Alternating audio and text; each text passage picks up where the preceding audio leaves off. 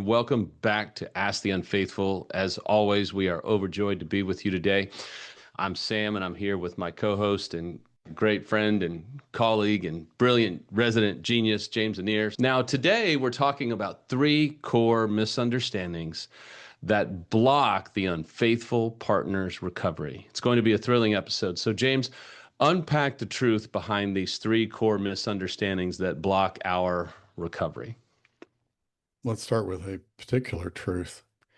That is, your betrayed's pain is not a verdict on your progress. It is evidence of trauma. I think that's probably nothing new for people listening, but I think it's a way of saying it that we tend to, I think, as unfaithfuls, judge our progress by how much pain our betrayeds are in. And it just is not a good way to judge that progress because their pain can be really strong at any given time because trauma recovery isn't linear. So that's not indicative of not doing the work that we need to do. Obviously, it's an indicator that there's something more that we need to attend to. But I think to say that that is the one measure is a mistake because it can drive us backwards or into stasis, if you will. I think that concept that your partner's pain is not a verdict on your progress is one of the most important ones that we as unfaithfuls can get. Because if we are looking at our partner's pain as a measure of our progress, we're focused on us again, and now we're emotionally unsafe again. That's how recovering couples can end up stuck in defensiveness, frenetic, hyper anxiety driven urgency, avoidance, resentment, shutting down emotionally. I'm done talking about it, right? Even giving up on hope. We don't want that. And what we're going to do is look at these three misunderstandings that can really disrupt progress. And with each one, we're going to talk about one, what it sounds like in the unfaithful's head so you can identify it as an unfaithful. And also when we say it out loud to our betrayeds, to what the unfaithful is actually feeling, what's really going on for them underneath these thoughts or what they're saying. Also, what's actually going on for your betrayed partner while this is happening so that you can see that perspective. And then a couple of really helpful things, what to do instead, and a tool so you can practice it in real time. And we're big on tools because, man, if we had tools 20 some odd years ago like this, we would have at least made conservatively 40% less of the mistakes. We were still idiots, so we'd have still made a lot of mistakes. And obviously, there's a lot of people that we know that would anchor that truth. But the reality is, man, these are tools that you can unpack in your life right now. So, misunderstanding number one, I'm going to read it and let you just unpack it. Misunderstanding number one: if I'm changing, my betrayed should feel better. Yeah, this is when we unfaithfuls think that betrayal trauma recovery is behaviorally based, like earning points rather than emotionally based. What it sounds like in our heads when we think it is, but I've been honest. I'm doing therapy, I'm doing coaching, I'm answering my betrayed's questions, I'm being consistent, all the things that I'm supposed to be doing. Sometimes when we say it out loud to our partner, it's going to come out and come off as defensive posturing. Like, well, I'm doing everything you asked. I've been consistent for months. I'm not the same person anymore. We need to look forward, not in the rearview mirror. Gosh, you say it with such passion. It just sounds like that just was a part of you that was really alive at one time. So uh, maybe unpack what's really happening, though, under the surface. So this misunderstanding is driven by shame, anxiety, sometimes to the point of panic, and fear of failure. When our partner, our betrayed, gets triggered or collapses emotionally, we can tend to feel this surge of discouragement, of panic, of anger, of helplessness. Why isn't this working? Of pressuring ourselves, although we may say, oh, this is so much pressure coming at me, but it's really self pressure to produce healing for our betrayeds. And then we have also this urgent need to control the outcome. We might have an inner dialogue that sounds something like this: I can't handle this. I feel like I'm drowning. I need them to stop hurting so I can feel okay. Most unfaithful partners don't realize this really key point. You're not reacting to your partner's pain. You're reacting to what you believe their pain implies about you. Because we're so given as unfaithful, male or female, to fix it. We just need this to get better. So this is an indictment upon me. We take everything so personally, and we make the colossal mistake that every betrayed will say at one time or another that we're making it about us. Can you unpack what the betrayed partner is actually experiencing? So, one thing they're not doing is measuring your progress. Their nervous system is actually responding to trauma. So, when we're defensive or unavailable, avoiding, or negatively reactive, this is going to trigger a trauma reaction in the betrayed, intrusive thoughts, hypervigilance, trigger flooding, body memory, scanning for danger. So their inner dialogue might sound like, my brain just can't relax. I don't know what's real. I don't trust myself. I'm terrified it will happen again. And I want to believe you, but my brain keeps saying, don't do it. Remember, I think this is really important. Your betrayed isn't choosing to feel unsafe. Their nervous system is scanning for danger because the original betrayal was and is danger. And now that's actually broadened through a process called brain patterning that we'll talk about in another podcast to include so much more that doesn't even seem logically to be threatening. So I want to just say this. Your progress doesn't erase trauma. Consistency is going to rebuild safety in your betrayed's nervous system, which then allows them to choose their healing, their path for healing, and choosing to engage in it. As long as they feel unsafe, they're not able to do that because when they feel unsafe, their trauma rules the day. And I think those are great points. And here's some things that we can do instead. The goal is not to make them feel better. The goal is to become emotionally safe while they are hurting. So maybe try this instead of, I'm trying, why isn't this working? Or I've been doing everything right. Why are you still like this? Instead, it might be helpful to say, I see that you're flooding or your trauma is activated. That makes total sense. Why would you not be? I'm here and I'm staying. You don't have to be okay for me to be okay. You don't have to be okay for me to be present. That would be helpful to say, right?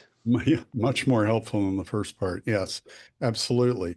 Really, we have to kind of temper ourselves, like calm ourselves, put ourselves into a regulated place to be able to respond like that. We can actually interestingly look at that reaction of wanting to say, I'm trying, why isn't this working? And go, oh, that's really emotionally charged.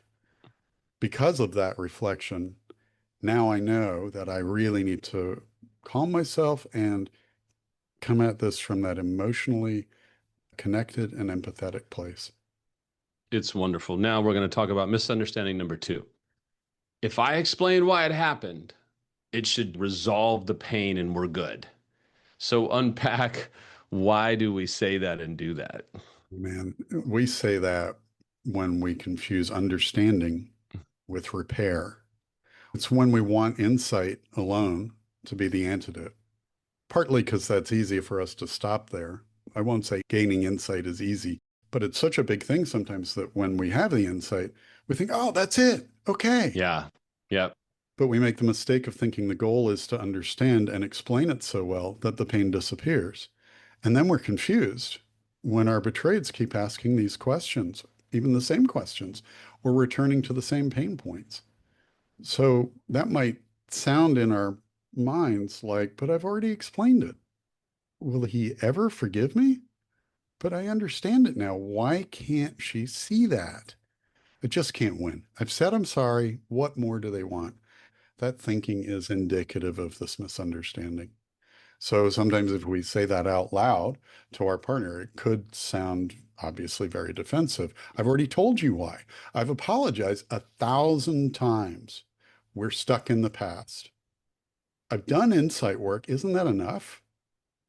But what's really happening for us unfaithfuls under the surface is we often believe that if there's understanding, that's going to equate to healing. And boy, it would be nice if that was the case, but betrayal trauma doesn't heal through insight or understanding alone. Betrayed partners need safety. We've beat that horse and we will continue to beat it. They also need empathy because without empathy, the betrayed doesn't feel safe. They don't feel like we get it. They also need accountability. They need accountability that we welcome into our lives, that we don't begrudgingly subscribe to. And they need consistency over time because, as you say quite often off camera, here's a real kick in the head. Explanation can actually become a form of emotional distancing when the partner is still hurting. How often do we use our intellect or understanding to push away from the emotional Yes. situation? But it's really important to understand what our betrayeds are really experiencing in this. When they return, even repeatedly, to the why, they're not just seeking information, even if it sounds like it. Was I ever real to you? Why did you do it? What looks like bringing it up again and again and again is actually often a survival alarm. It's a nervous system flashback. What they're really asking is, do you get it in your heart how much this has harmed me? Can I trust you with my heart now, or will you minimize me again? Will you become unsafe when you feel shame? Could you hurt me again? Are you going to be safe for me when this gets uncomfortable? So when we as unfaithful try to logic our betrayed out of their trauma, it can feel to them like minimization, emotional bypass, which is really important, and shutting down the connection that both of us really need to heal. And what we can try instead, and this is where the rubber meets the road, is we can shift from explaining the behavior to staying present with the impact of the destruction that we have brought into our life and our betrayed's life. The work is not to convince, but the work is to attune. And attunement is when I'm connected with your world.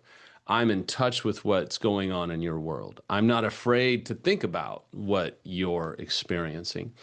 It might even be small at first. Heartfelt attunement is felt by your betrayed as more than any intellectual understanding. Emotional impacts must be met with emotionally based caring if the betrayed is going to heal. We can try this instead of, I already told you, which we're really good at, unfortunately. We can use, I know we've talked about this before, but I want to understand what's still hurting or maybe what's unclear. I did this to you and I want to be present for you. What feels the most terrifying right now? What feels the most upsetting? You call this micro tools, which are impact statements, right? Yeah, and I think that something that you said earlier really bears emphasizing, and that is, look, if our partners are expressing something emotional, we have to meet them from emotion because anything else, if we meet from thinking, those don't jibe. So when we actually meet emotions with emotions or emotional understanding, which is empathy, then our partners can really have a felt sense that they are being heard, that they are being accepted, that what's going on for them is being actually understood on that heart level because that's where their pain is. So I think that's really, really important to remember. Emotion is met with emotion, not thinking. The micro tool, the impact statements, this is really foundational in couples repair work. The impact of what I did is blank.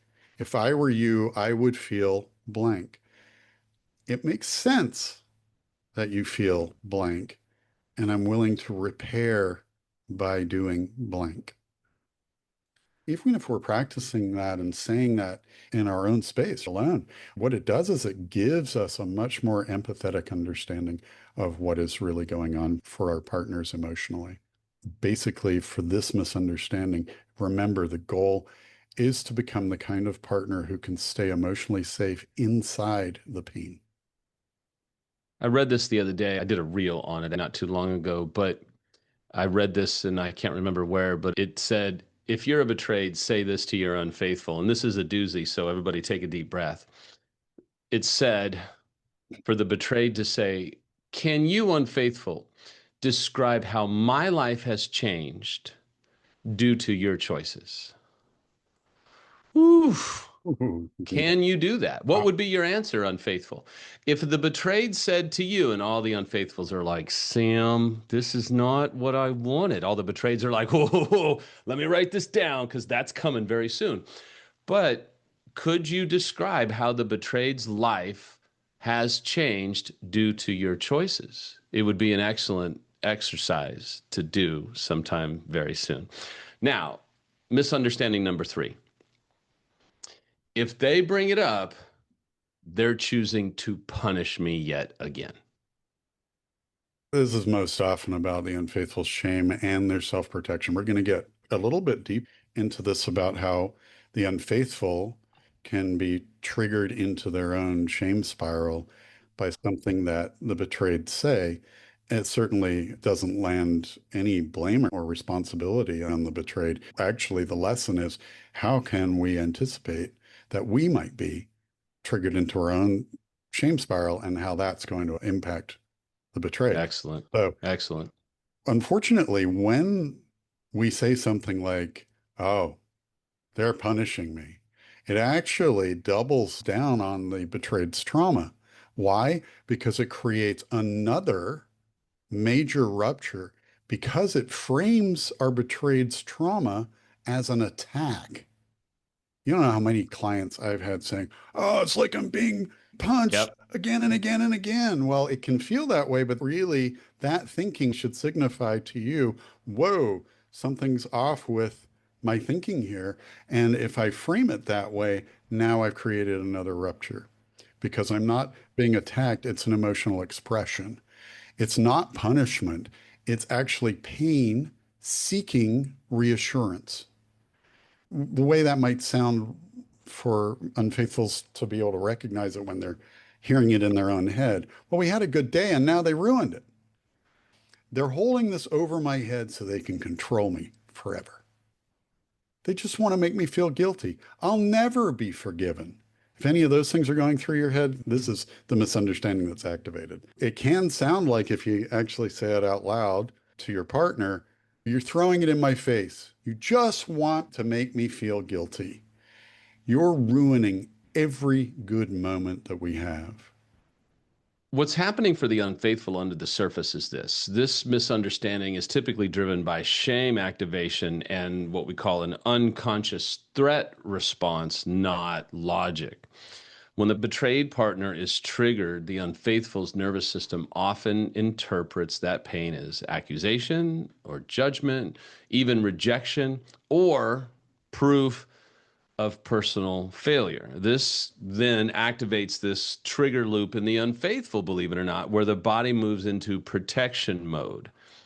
And at that point, we unfaithful are not responding to the present moment. We're reacting to shame, fear, and even a feeling of helplessness.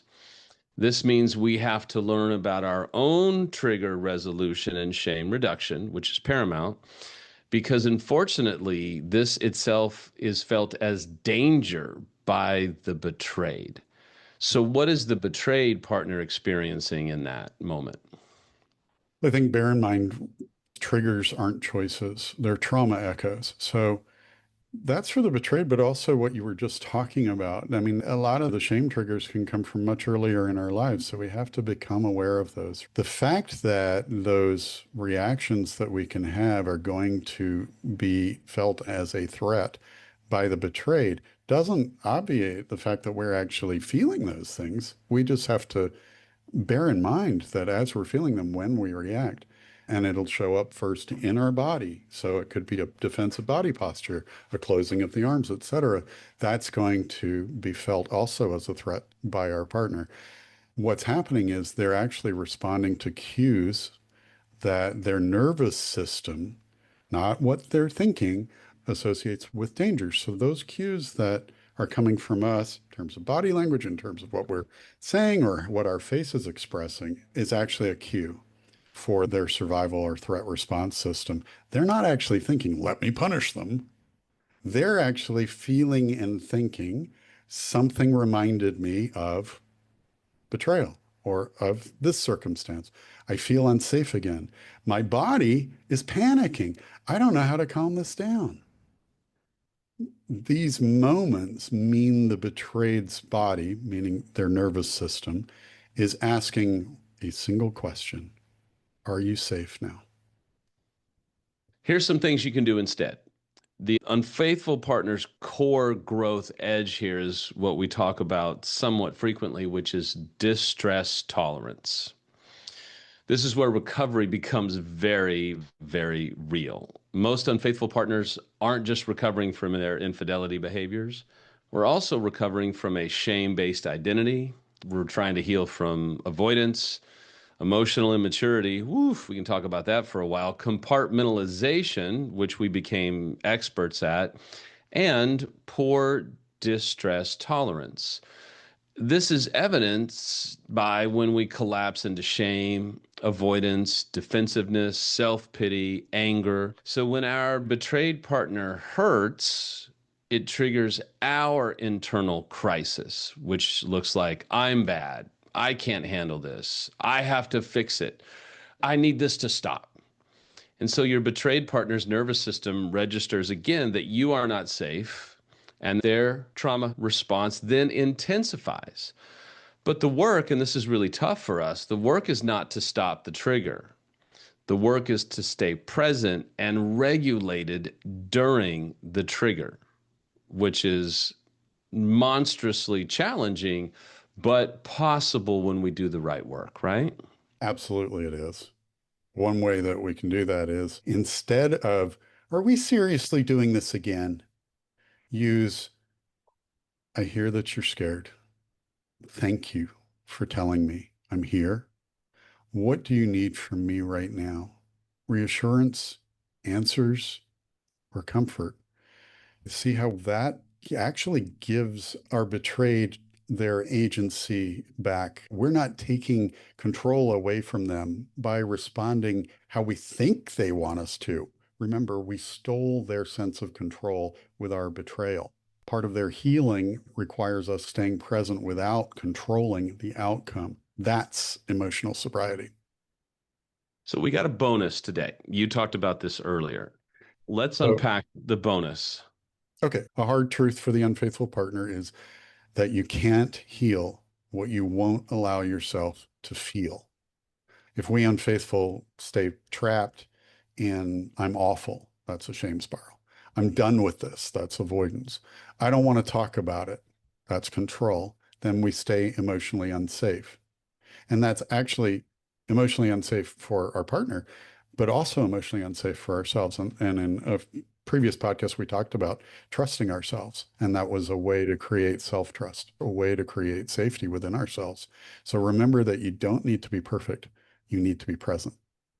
And that is not just for your betrayed. Again, that's for you. Absolutely. I love your bonuses. We have a second bonus today. And the unfaithful should make this a consistent part of how you respond to your partner's pain. So you talk about a three-part safety response. What does that look like? When our partners are triggered, we're going to practice this. One, validate. This makes sense. Two, anchor. I'm here. I'm not leaving. I'm with you. Three, offer choice. Do you want comfort, answers, or space with reassurance? So that goes back to bonus one, right? Why it works. It restores agency to your betrayed and reduces their panic. Because panic is anxiety about not feeling like we're in control for anybody. For betrayed, that's almost all the time. So when we help them gain control or gain agency over what is happening right now. That's going to reduce their panic, reduce their anxiety, and help bring them into a space where they can feel safer and perhaps even discuss what's happening. And if we can stay in a discussion, everything gets easier for both parties. So here's a few final takeaways, and we will say it this way. If you remember nothing else, remember this: betrayal trauma recovery is not linear. That's also important in that your partner's triggers do not mean that their recovery isn't working or that your recovery isn't working. They mean that recovery is happening in real time. So each time that your partner is triggered, this is an opportunity for you to help them heal. But we have to say your job isn't to force healing faster. It's actually to become that safe place while healing is happening, to be present, honest, consistent, and safe in discomfort.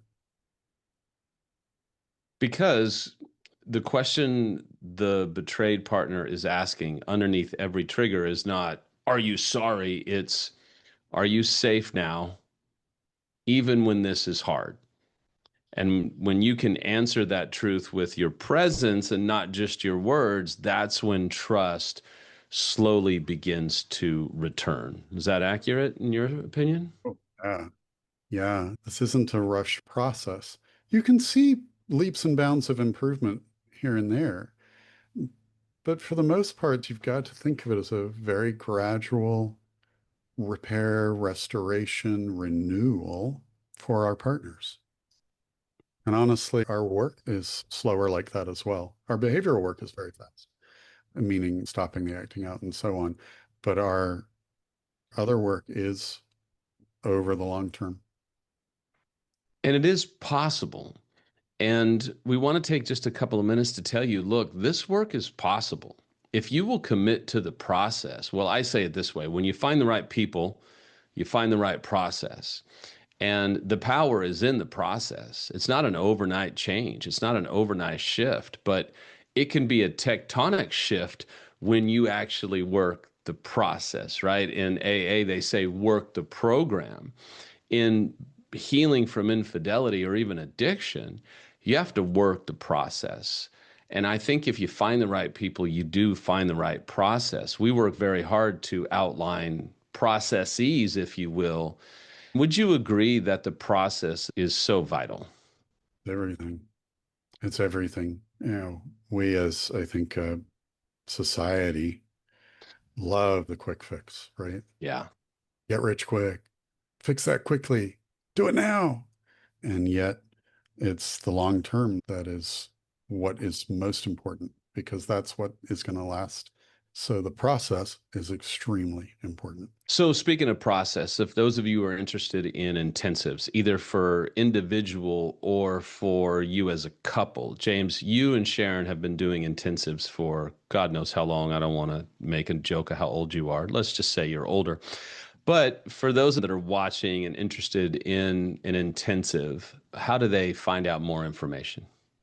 You would want to email info at hopeforus, HOPEFORUS.com. And Gail will get back to you with some information. And from there, you can set up a consultation with me and with Sharon. Wonderful. And I do coaching. If you're interested in coaching, you can email me at samshealingpodcast@gmail.com. We have received several topic suggestions from many of you. We're always open to that. Thank you so much for reaching out, and please continue to do so. Don't forget about Ask the Betrayed. Don't forget about my podcast. And as we say goodbye today, none of this is easy, but all of this is doable. But if you don't commit to the process, unfaithful, and you wonder why things are getting worse, not better, you have to reevaluate the process to see if you are falling victim to any of these three misunderstandings. As long as you have breath in your lungs, you can change.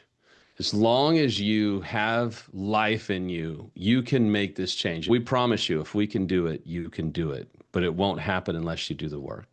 If we can help, reach out to us at asktheunfaithful@gmail.com, and we'll see you next time on Ask the Unfaithful.